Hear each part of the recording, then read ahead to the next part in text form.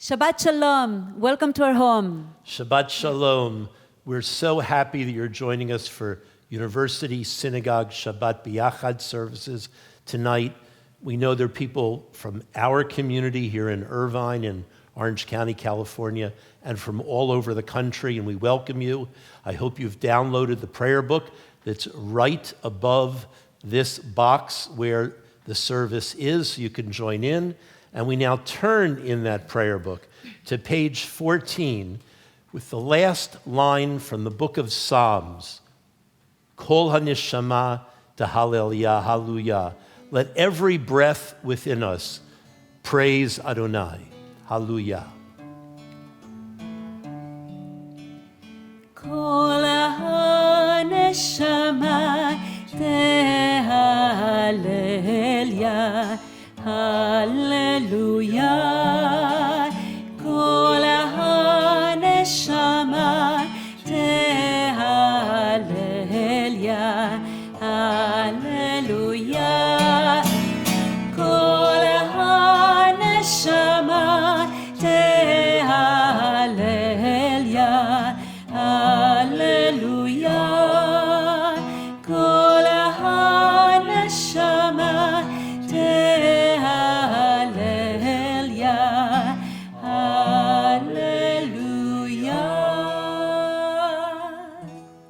It's hard to believe that 3 weeks from tonight, Rosh Hashanah begins, and we invite all of you to join with us for Rosh Hashanah and Yom Kippur.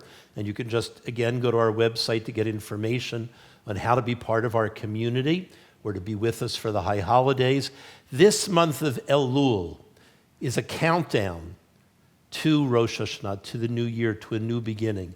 And so we use this time during Elul to look within, to apologize, to forgive, to grow spiritually, to understand that we are not limited to be who we have been.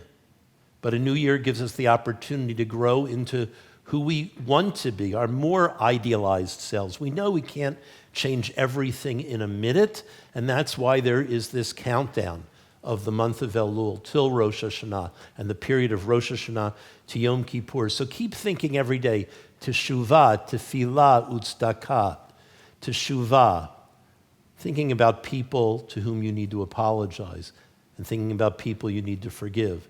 Tefillah, the root of tefillah means self-scrutiny. It's used colloquially to mean prayer, but it literally means self-scrutiny, looking within. And then tzedakah, acts of kindness and charity, all of which help to transform us into be better than we are right now. Now I want to read for you the first reading. This is a letter by Ralph Waldo Emerson to his daughter, and this is wonderful advice, I think, for all of us as well at this holiday season when we have to let go of emotional baggage that we've had and we have to welcome in the embrace of the new year. Finish each day and be done with it. You have done what you could. Some blunders and absurdities, no doubt, have crept in. Forget them as soon as you can. Tomorrow is a new day. Begin it well and serenely, and with too high a spirit to be encumbered with your old nonsense. This day is all that is good and fair. It is too dear, with its hopes and invitations, to waste a moment on yesterdays. We join together in the blessing over the Shabbat candles. Please rise as our young cantors lead us.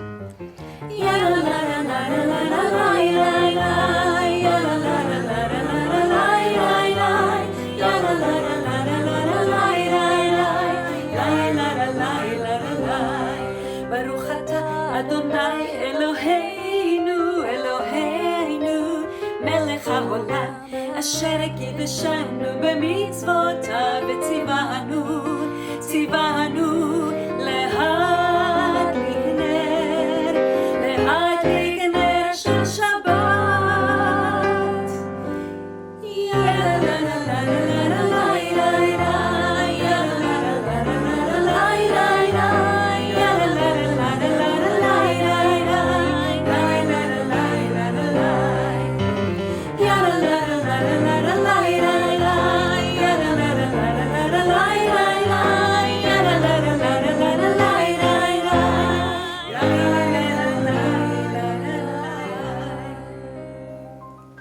we turn to Shalom Aleichem on page 1 of our prayer books, joining together, welcoming in Shabbat.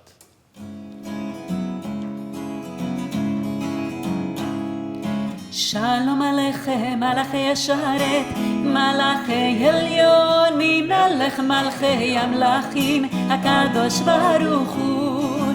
שלום עליכם, מלאכי השרת, מלאכי עליון, ממלך מלכי המלכים, הקדוש ברוך הוא. בואכם לשלום, מלאכי השלום, מלאכי עליון.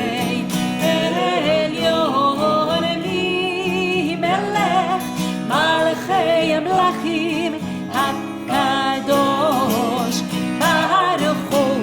ברכוני לשלום, מלכי השלום, מלכי עליוני, מלך מלכי המלכים הקדוש ברוך הוא.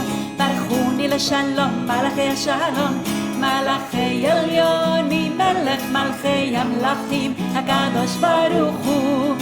זה איתכם לשלום, מלאכי השלום, מלאכי עליון, ממלך מלכי המלכים הקדוש ברוך הוא. שלום עליכם, מלאכי השרת, מלאכי עליון, ממלך מלכי המלכים הקדוש ברוך הוא. שלום עליכם, מלאכי השרת, מלאכי עליון, ממלך מלכי המלכים הקדוש ברוך הוא. Please greet those around you, if you have others around you, with Shabbat Shalom, Shabbat Shalom. And if you're alone, please greet us. We wish you Shabbat Shalom. And again, we're so glad that you're with us. Also, later in the service, our guest, law professor, radio commentator, author, Hugh Hewett will be with us to talk about a conservative view of American politics and policies. And this comes at the end of a very busy week for Republicans and at their convention. And even though so many of us are more left of center or center than right of center, what it means to be an American is to listen to all voices. And so we want to do that tonight. We turn now to our second reading that the cantor is going to read. Where there is light in the soul. When there is light in the soul, there is beauty in the person. When there is beauty in the person, there is harmony in the home. When there is harmony in the home, there is honor in the nation. When there is honor in the nation, there is peace in the world. And we certainly hope for that peace. We turn in our Sidurim, our prayer books, to the bottom of page 1 as we welcome in the Shabbat Queen, Lecha Dodi.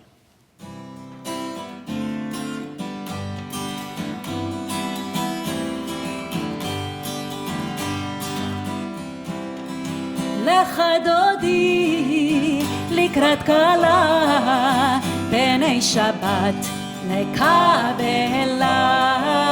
Lecha Dodi, לקראת קלה, פני שבת נקבלה.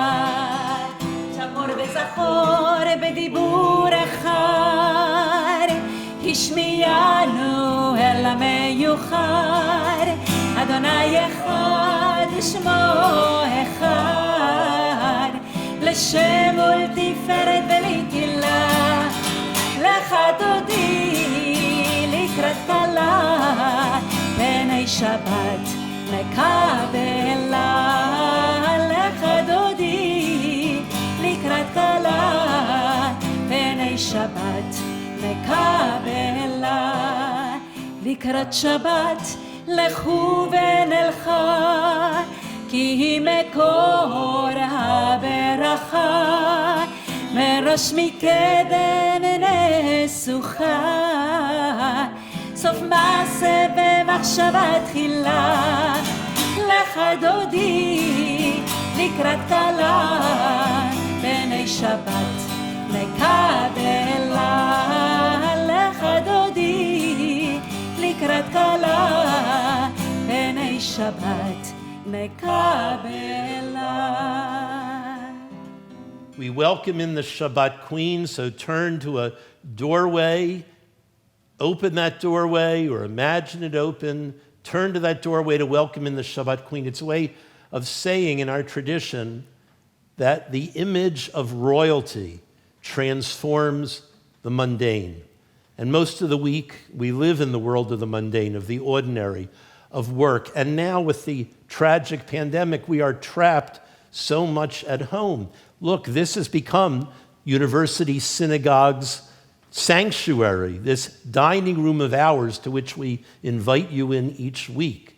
So we feel the intimacy of having you there, but we miss being in our beautiful sanctuary and beautiful building, although we will be broadcasting for high holidays from the synagogue, from the sanctuary in a very safe way. But now, you're home. Open that door. Welcome in the Queen. Bring beauty in from the outside to transform your life and ours. Boi v'shalom. Boi v'shalom, עטרת בעלה, גם בשמחה ובצהלה, תוך אמוני עם סגולה. בואי חלה,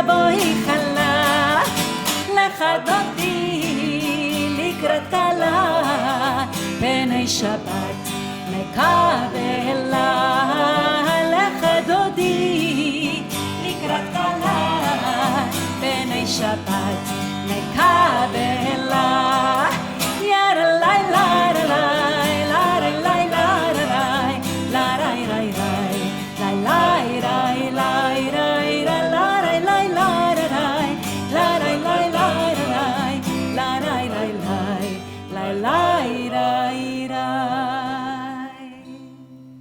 We turn to the bottom of page 2 as we rise and join together as our young cantors lead us in Baruch Hu.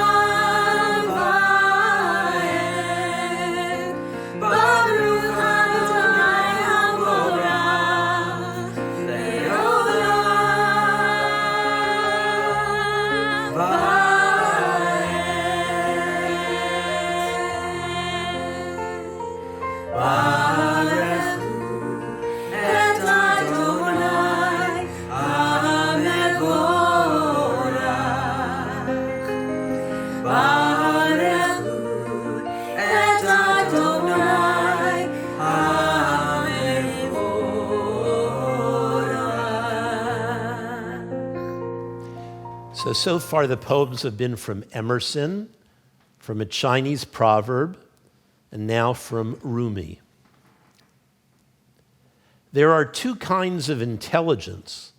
One acquired as a child in school memorizes facts and concepts from books and from what the teacher says, collecting information from the traditional sciences as well as the new sciences. With such intelligence, you rise in the world. You get ranked ahead or behind others in regard to your competence in retaining information. You stroll with this intelligence in and out of fields of knowledge, getting always more marks on your permanent report card. But there is another kind of permanent report card, a book of life, already completed and preserved inside you, a spring overflowing its spring box, a freshness in the center of the chest. This other intelligence does not turn yellow or stagnate. It's fluid, and it doesn't move from outside to inside through conduits of plumbing learning. The second knowing is a fountainhead from within you moving out. We turn in our Sidurim to page 4 for the Shema. And if you wish, let's close our eyes for this kavanah, this moment of meditation before the Shema. And if we spend most of our time on one side of our brain with one side of intelligence, that's wonderful, but we need balance. So if you're more in the first part of the reading, where it's about grades and achievements, success and awards and degrees, try to move over to the other side of the brain. Try to move to the creative, intuitive side. See what you can learn there. And if you stay mostly in your creative, poetic, intuitive inner side, try to move out from there and find in the whole history of religion and culture sources of inspiration. Breathe in Shabbat. And the Shema asks us to make everything one. So let's try to make both sides of our consciousness embrace each other and become one. Breathe in Shabbat.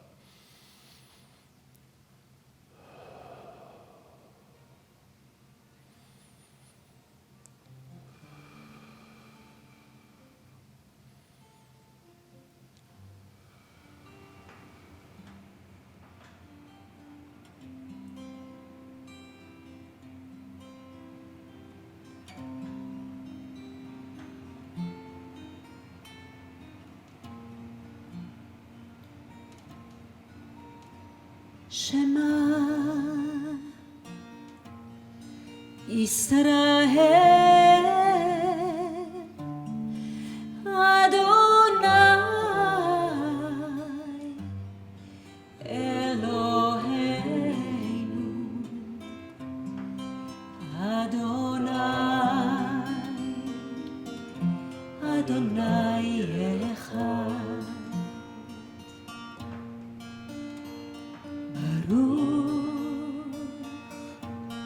Shem Kevod, Shem Kevod, Malechuto,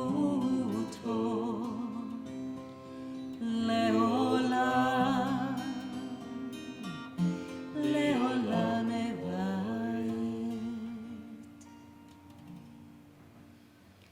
ואהבת את אדוני אלוהיך בכל לבבך ובכל נפשך ובכל מאודיך והיו הדברים האלה אשר אנוכי מצווך היום על לבביך ושיננתם לבניך, ודיברת בם, בשבתך בביתך, ובלכתך בדרך, ובשוכבך, ובקומך, וקשרתם לאות על ידיך, והיו לטוטפות בין עיניך, וכתבתם על מזוזות ביתך ובישעריך. Now, one of these songs we sing occasionally throughout the year, one of the prayers, but we always sing at high holidays, is Collect into One Your Memories. And because Elul is not just to get us thinking about changing into Teshuvah, Tefillah, Utzdaka, but also connecting with melodies associated and songs associated with our high holidays, we now join for Havienu L'Shalom, collect into one your memories.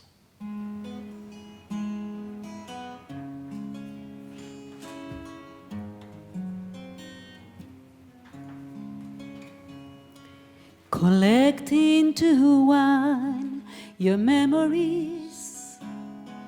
Collect into one your hopes and your dreams. Collect into one your destiny. Collect into one all life that brings.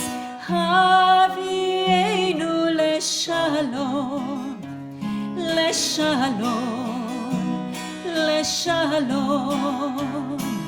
Havienu L'Shalom, Merba kanfot haaretz, Yada lai lai lai lai, Yada lai lai lai lai, Yada lai lai lai lai, Yada lai lai lai lai, Yada lai lai lai lai, Yada lai lai lai lai, Yada lai lai lai lai, Yada lai lai lai lai.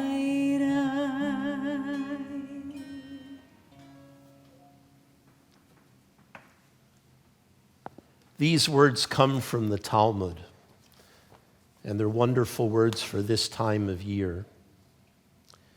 In life, you discover that people are called three names. One is the name the person is called by his father and mother. One is the name people call him. And one is the name that he or she acquires for him or herself. The best one is the one that he or she acquires for him or herself. Our millennial young cantors in a moment will lead us in a prayer for healing, Mishaberach. We think of those who are facing health challenges, who are ill, so many in our society from COVID-19, so many from other diseases. This is the part of the service where we think of them and wish them refuah shalema, strength during illness, and whenever possible, a full and speedy recovery. We join with our young cantors, our millennial young cantors, Mishaberach.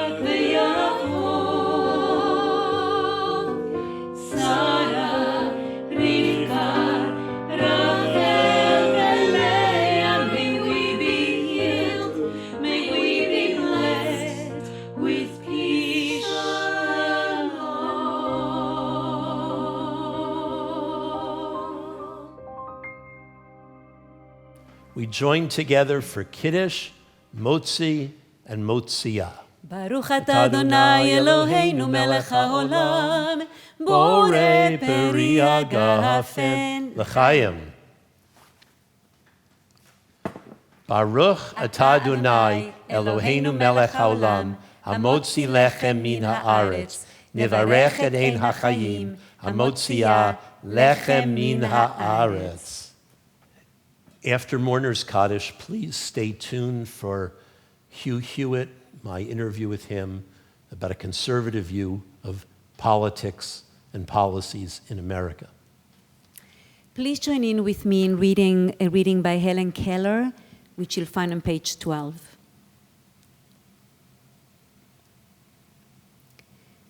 What we have once enjoyed, we can never lose. A sunset, a mountain bathed in moonlight, the ocean in calm and in storm. We see this, love their beauty, hold the vision in our hearts.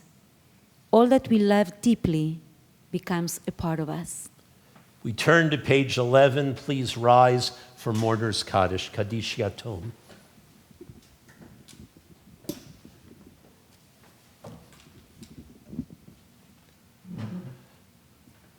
We think of so many people whom we love and who are no longer in life.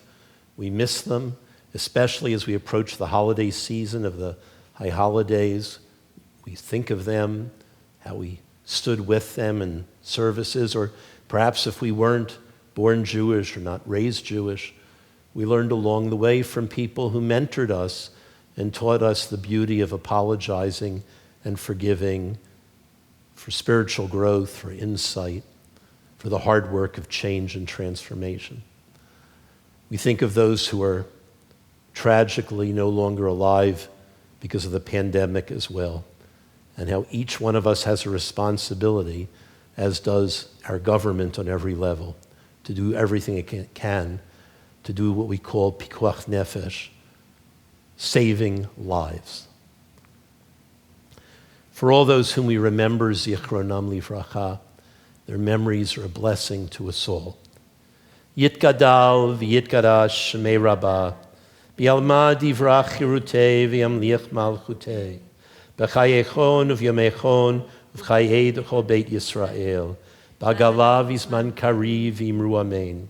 Yehei shmei rabbah mevarach v'yalam u'lamei al-maya, Yitbarach v'yishtabach v'yitpa'ar v'yitromam v'yitnaseh v'yitadar v'yitalev v'yitalal shmei kudsha briyachu le'elam min kol birchata v'shirata tushbechata v'nechemata dam miran b'yalma v'imru amen Yehei shalama rabba min shemaya v'chayim aleinu v'al kol Yisrael v'imru amen Oseh shalom b'imromav Hu yaseh shalom Aleinu v'al kol Yisrael v'al kol yoshvei tevel v'imru amen. We join together singing words of peace, Aleinu and us, v'al kol Yisrael and our people, v'al kol yoshvei tevel and all the inhabitants of the earth. Oseh shalom b'imromav Hu yaseh shalom aleinu ve'al kol Yisrael ve'al kol yoshvei tevel ve'imru amen. La la la la la la la la la la ya la la la la la ya la la la la la la la la la la ya la la la la ya la la la la oh Oseh shalom b'imromah Hu yaseh shalom aleinu ve'al kol Yisrael ve'al kol yoshvei tevel ve'imru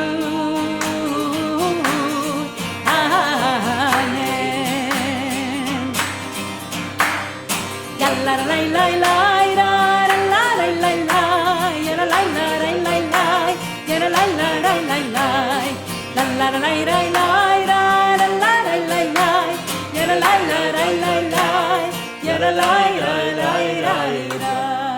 Stay tuned for the interview. Shabbat shalom, everyone. Shabbat shalom. Thanks for being with us. Shabbat shalom.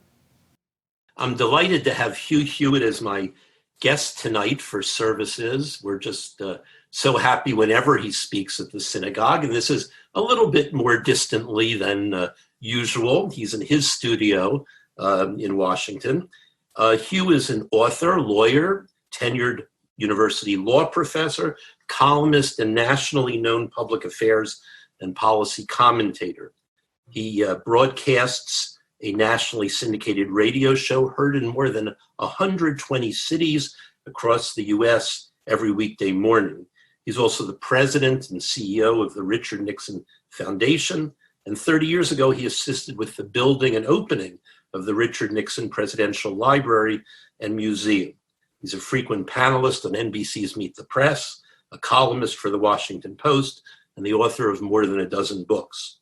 He's a graduate of Harvard College and the University of Michigan Law School, and he's taught constitutional law at Chapman University Law School since it opened in 1995. So, Hugh, thank you so much for being with us tonight. We really appreciate it. Rabbi, it's always an honor. As I was saying before we got started, I got so many ties to your congregation that it's the easiest yes I've been asked since the shutdown occurred. Glad to see virtually everybody in Irvine and everybody back at the synagogue. Well, we miss you back here at home in Irvine. So what's so interesting is that when we originally planned this broadcast, we were going to do this from the Republican convention in North Carolina. You were going to be there, and we would get sort of this sense of what it's like to be on the floor of the convention and all the action. And of course, for very important reasons, that changed for everybody's safety and security. But you told me what's so interesting is, so much of your work now isn't done in the studio of the networks. It's done in your own studio because people aren't going in so much to those studios. Everything is changing in the broadcast world. Can you tell us a little bit about that? Sure. I'll tell you a small story and a large story. On Sundays, when people see me on Meet the Press, for 5 years now, there's a very famous studio in Northwest Washington, D.C., where Meet the Press has continuously broadcast for more than 70 years. And I've been doing it for 5 or 6 years, every 5 or 6 weeks. Now, nobody goes there, not even Chuck, for health and safety reasons. So they built a studio in his home or at a place nearby his home. And instead of having a panel of 4, they're down to a panel of 3.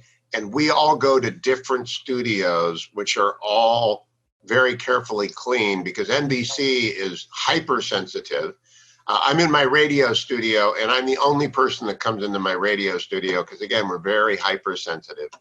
And so broadcast has changed, and I was saying to the rabbi before we began, at the end of this, I don't know if it will change back because it's so much more efficient. And I'm sure there are a lot of people listening who realize their businesses have changed, their business model have changed. In downtown New York, I read a fairly terrible story about commercial real estate and how the valuation of it has dropped. It's just plummeted because investment bankers have moved to Phoenix. They've gone to Atlanta and they can do their work. And no one ever thought, they always kind of thought they needed the critical mass. And what we're doing right now is an experiment, a very, very global experiment as to how much do people need to be together and what benefits are apart. As for the convention, I'm very glad we're doing it this way because I'm 64 and I got asthma. I don't want to be among a million people. I've only flown once since March, but I've been doing conventions since the year 2000, and I love them, right? It's whether it's Democrat or Republican. When I got to hear President Obama, when he was then State Senator Obama in 2004 at the Fleet Center in Boston, and the roof went off. Or, I'm sure people will find this odd. The same thing happened with Sarah Palin in 2008. The room kind of exploded at the XL Center in Minnesota. George W. Bush in 2004. I just like the vibe. It's a lot harder because you have to get up at 3 o'clock in the morning to do a 6 a.m. show to get through security.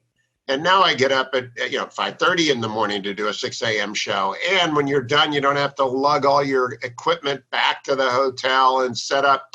There are no the guests are, you could be in your boxers right now, Rabbi. I don't know. I could be wearing cargo shorts. I am wearing pants. Good, you are wearing pants. And so good that we're both on the same set of rules. But at the convention, there is a mob that moves past, and it's a never-ending river of political personality. So Carville will stop and yell at me, or Bagala, who's a friend, will shout out some obscenity at me. It's great fun, but this year, I'm just glad we're blessed. I'm blessed to be in a business where I don't have to go somewhere to work.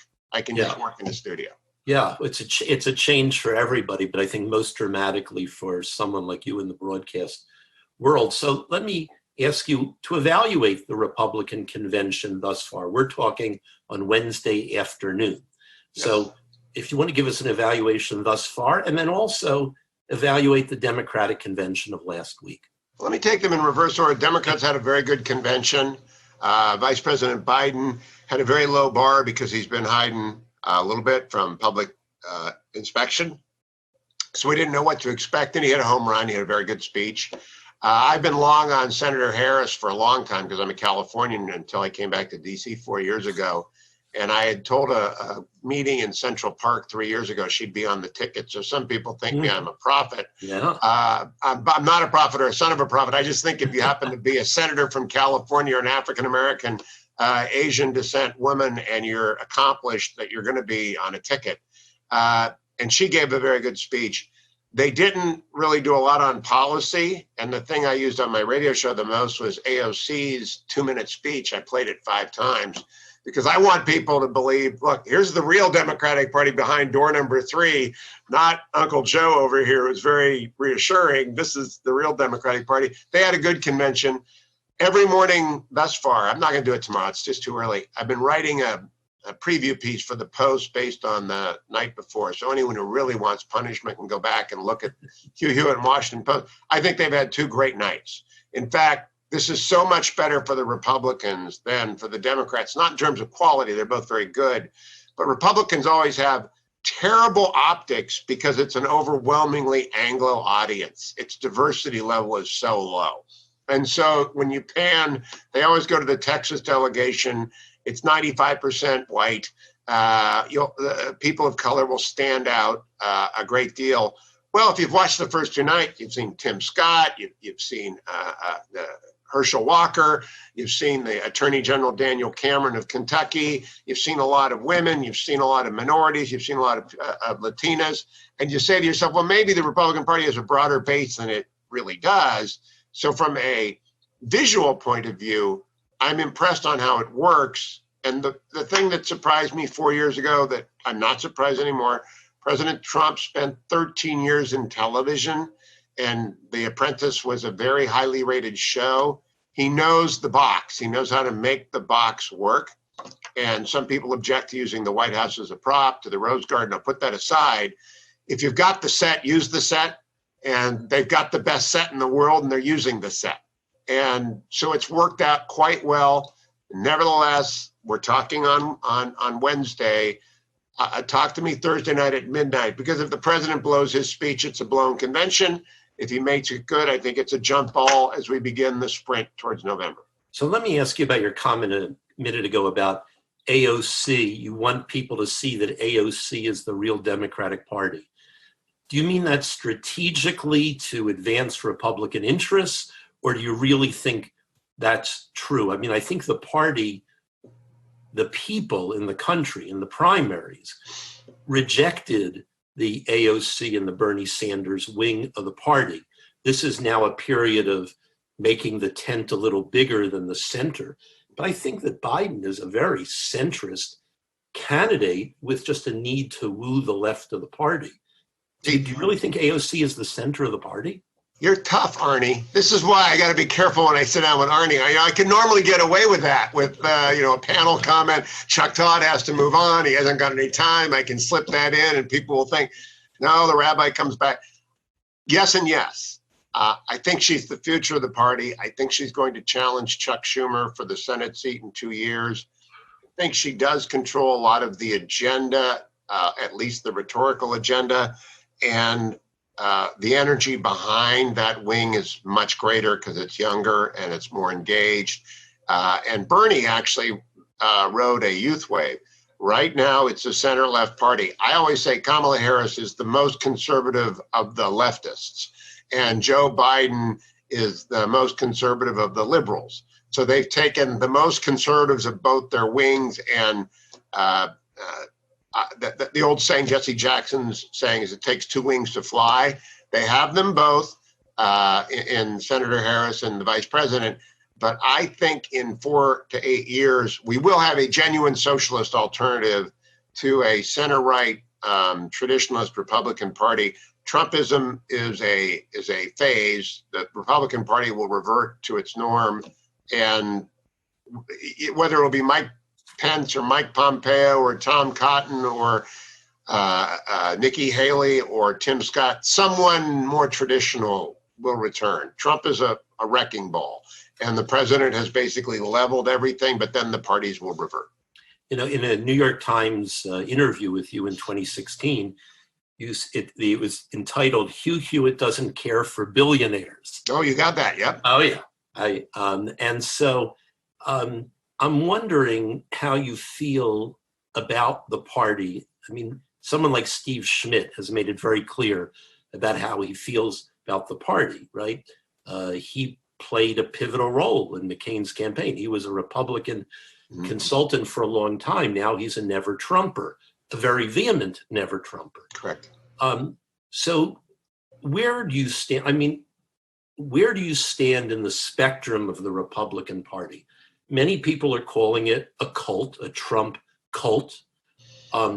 Certainly conservative principles have been bent and even broken by this president and this administration. I wouldn't call it conservative across the board. I would say there are elements that are conservative.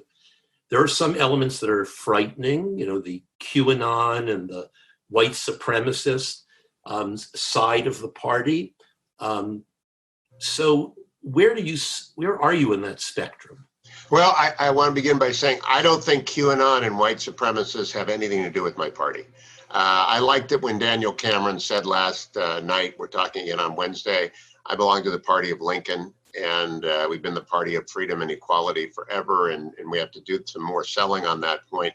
And Secretary Clinton, who was my guest on the show last year, said you can hold two thoughts at one time, and I always loved the way that she said that. I can hold the thought that I'm supporting President Trump, but I can also hold the thought that I'm a Mitch McConnell, Rob Portman Republican. And while Steve Schmidt, and I can name them all, I know them all, many of them are my friends, there are only 24 of them. Bill Kristol was my thesis grader at Harvard. I've known Bill literally for 45 years. And so I know Bill very intimately well. There's an aesthetic reaction to Trump among many people that is not my reaction. My reaction to the president is transactional. I care most about the Constitution. He's far better on judicial appointees than George W. Bush ever was because Harry Reid broke the filibuster. And so we've been able to put Neil Gorsuch and Brett Kavanaugh and 53 appeals court judges on. I've got kids in the military. I've always cared about defense spending. President Trump has raised it to $760 billion a year. At President Obama is about $600 billion a year. He's delivered an agenda. My old law partner, Robert O'Brien, is national security advisor, a very centrist Republican. I look at Steve Mnuchin as a Democrat. In fact, there are too many Democrats for my liking in the president's cabinet.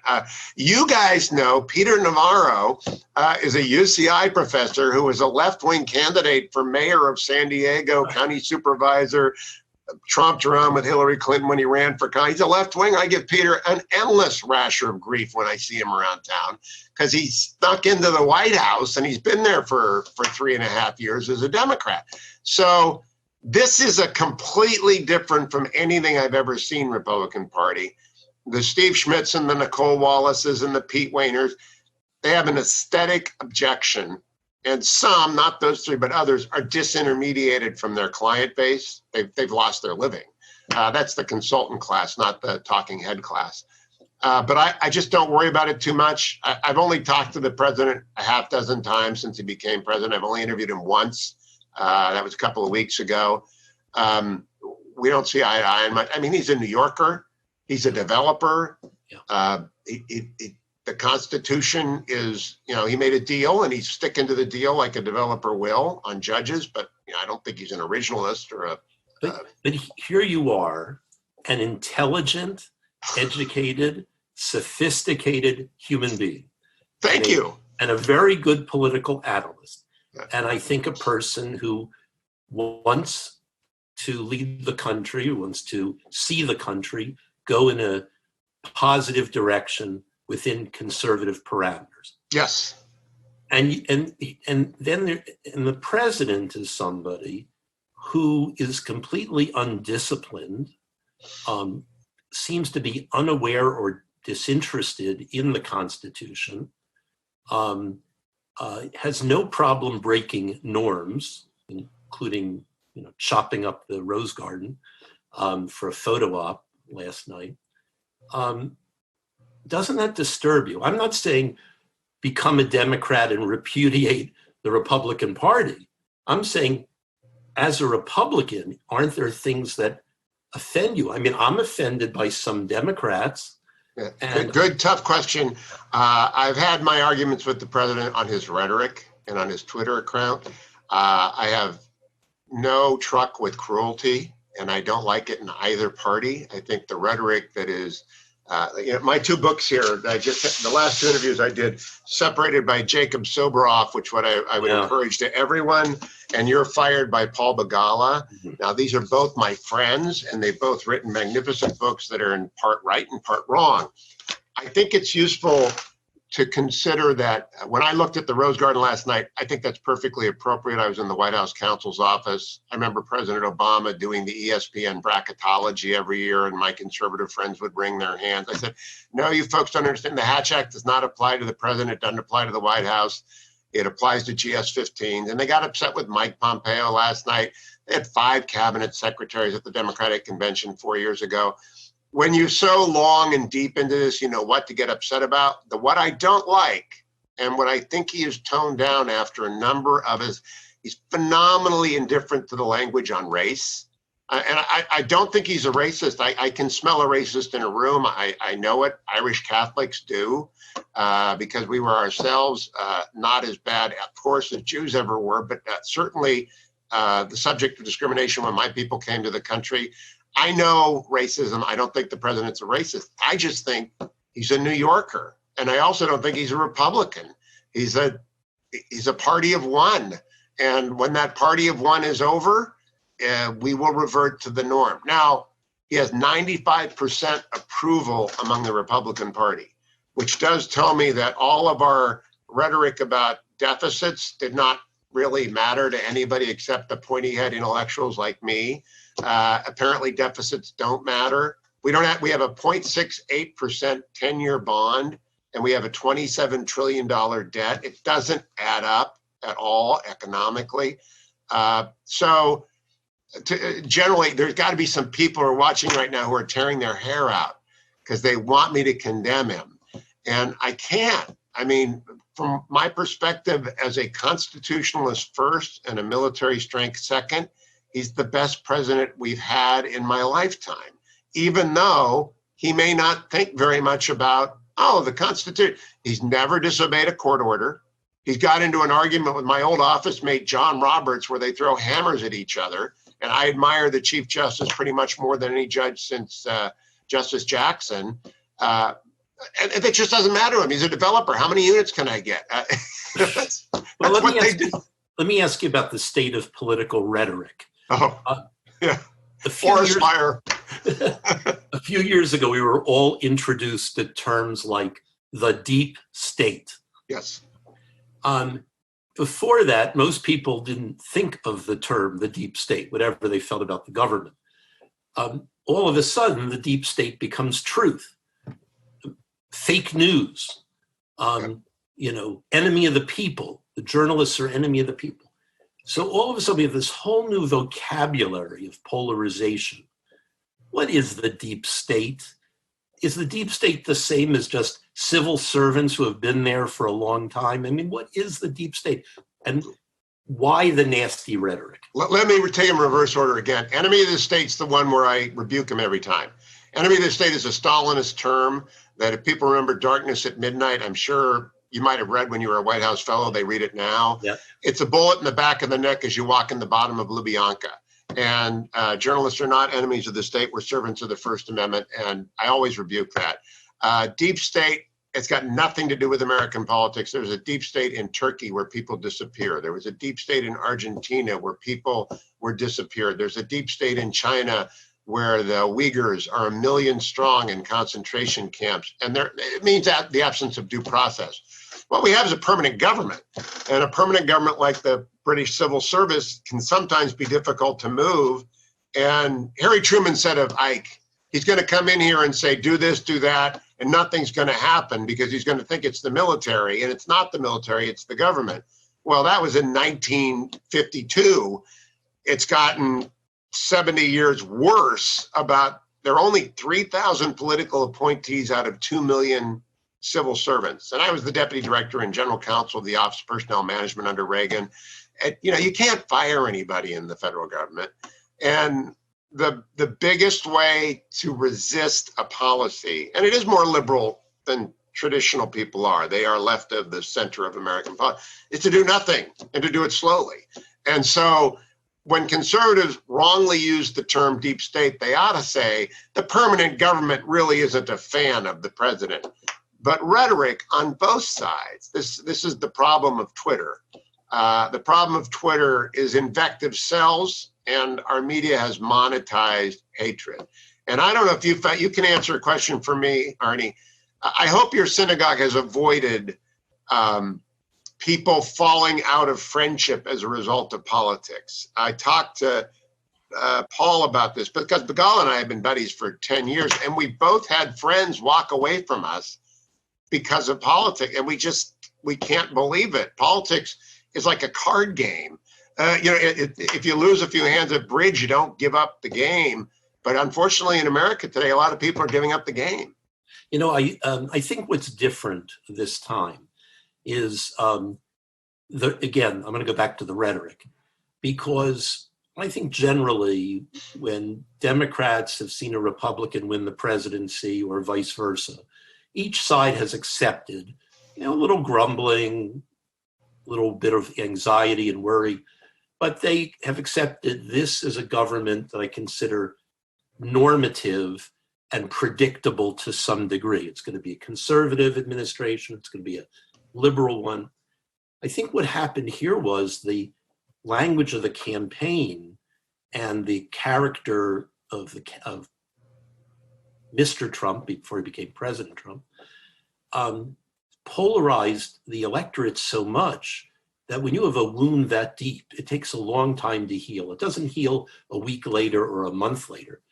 But then if the new administration then acts in a more predictable, responsible way, I think everybody calms down, friendships remain, and people can adjust to the fact it's not the president or the administration for whom they voted.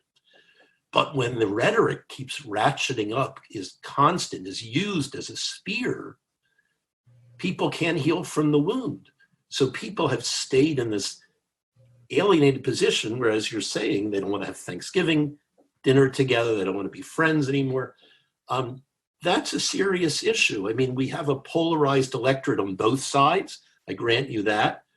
But I do think more came from the Republican side in 2016. And it caused, this reaction, and this is just going back and forth.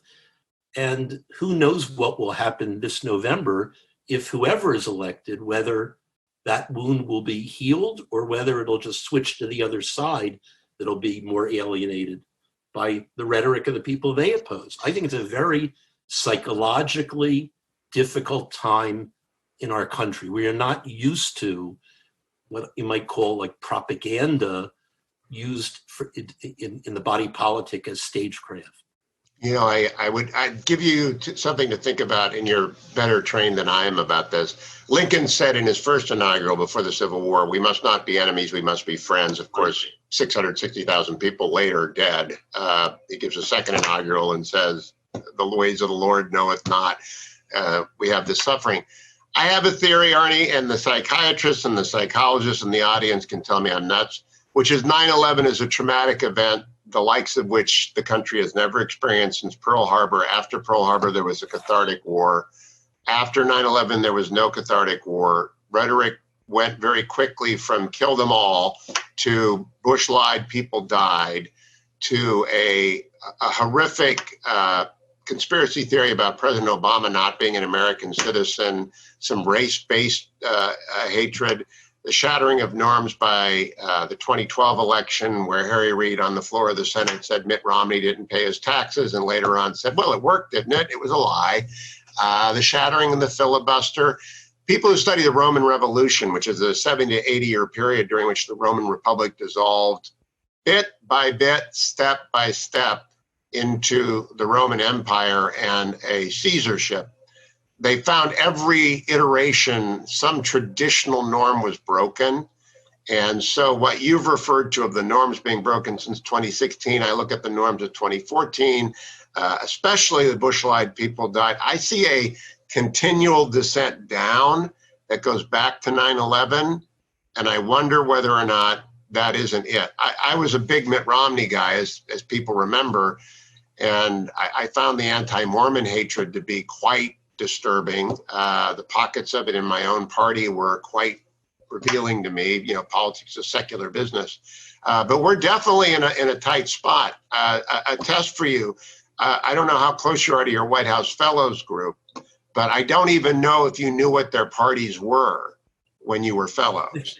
Now everybody We didn't knows. talk about it. That's Yeah, right. everybody now knows. And Yeah. so partisan identity has become a default setting. That's very unfortunate. Actually, for me, being White House Fellow was a very important year in my life. I've gone back virtually every year for the for the conferences, but that year I became much more bipartisan because Yes. the people I worked with may have had a different political philosophy, but they were very dedicated to the work. And ideology came second. Now, that doesn't mean everybody in the administration. I remember you said you worked for Fred Fielding, right? Yes. Yeah, okay. So Fred Fielding said to us, maybe he was the White House counsel, as you know.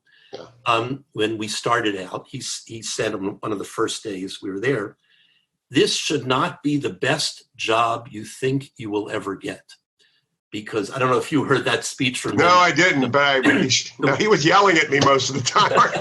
And he said, because if you think that way, you'll be susceptible to telling or abetting lies, to refusing to quit because you want to hold on to the job, to perhaps enabling illegal activity. So you have to be principled enough to do the work you're asked to do, but to decline the work you feel is inappropriate. It was almost like we didn't swear an oath, but it was I have to say, was one of the most stirring talks we had. We had it like in the second or third day, but it was very clear what he was asking us to do. He was saying, do your work, buy into the program, but draw a line and keep your integrity. Fred is, for people now, he's one of the most unsung heroes of the country. Twice White House counsel, member of the 9/11 Commission.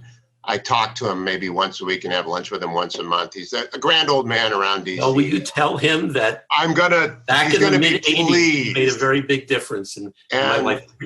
Discretion is what he believed in and in duty. He also, Fred Barnes, who has been in town for a long time, wrote a piece in the New Republic, which I used to read all the time, called The Parasite Culture of Washington. Fred encouraged people to leave. And I left in 1989 after my 8 years before the mass. Betsy and I moved to Irvine. And so it was time to get out of DC because it's not a great place to be permanently because of ambition. And people do begin to compromise. And this is bipartisan or not partisan at all. They just cut corners. They do things wrong. Fred was a great stickler, and that's why he's still called upon by people of both parties. But I also think the one thing that's going to be very difficult at colleges when they return, my college roommates are hardcore Democrats. They serve Bill Clinton and Barack Obama. They're my closest friends in the world. I've made a dent on them, nor they on me in 45 years. But friendship is more important than ideology. I don't think that's the case on campus anymore. I'm taking a year off from Chapman because of the virus. I'm in DC. And I hope that law school doesn't change, but it might be more politicized when I get back. I've never had a political argument in 25 years in a classroom, not once. And people know my point of view. It's an originalist point of view. Irwin is a friend, Chemerinsky. John Eastman is a friend. He's to my right. I hope that remains the norm. I'm not sure that will be. Well, I think that's a wonderful note to end up on. Hugh, I want to thank you so much. You really help balance, for a lot of us, an understanding of the conservative end of the spectrum. I know you're doing your best to elucidate what the Republicans stand for today to a much broader audience through your writings and through your show.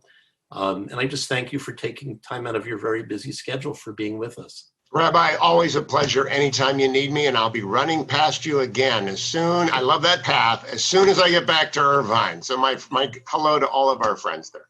Thank you so much, Hugh. Thank you.